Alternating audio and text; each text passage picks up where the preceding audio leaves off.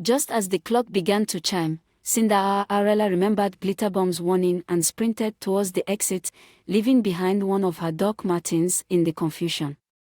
The prince, who had been utterly smitten, vowed to find the owner of the abandoned boot. Meanwhile, back at the flat, Madame Lollipop and the stepsisters were busy plotting how to sabotage any attempts by the prince to reunite with Cinderella. They hid the remaining Doc Marten in a teapot shaped like an elephant and locked Cinderella in the pantry. On the third, the Prince of Brixton knocked on every door in the borough, determined to find the girl he danced with. When he finally arrived at Cinderella's flat, Madame Lollipop and the stepsisters tried on the boot with great difficulty, their feet swelling like balloons from the effort. Suddenly, a muffled cry came from the pantry. The prince, led by his instincts, freed Cinderella and presented her with the Doc Marten. It slid onto her foot as if it were made just for her, which, of course, it was. Madame Lollipop and the stepsisters were aghast, their plans foiled by the very girl they'd sought to oppress. The prince, delighted to have found his beloved, invited Cinderella to accompany him back to his palace.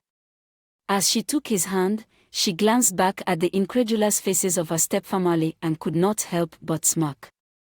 With a dramatic swish of her sequin gown, she stepped outside, ready to embrace her newfound freedom.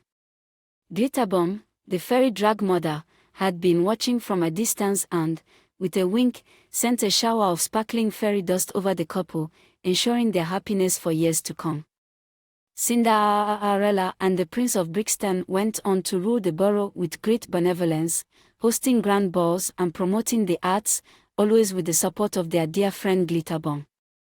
As for Madame Lollipop and the stepsisters, they found themselves working in the very vegan cafe below their flat, where they developed a newfound respect for hard work and jellied eels were permanently off the menu.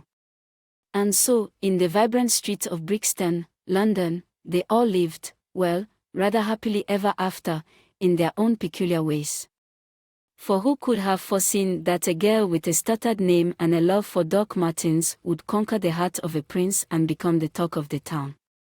But such is the magic of life and the spellbinding charm of Brixton, where the unexpected is always just around the corner.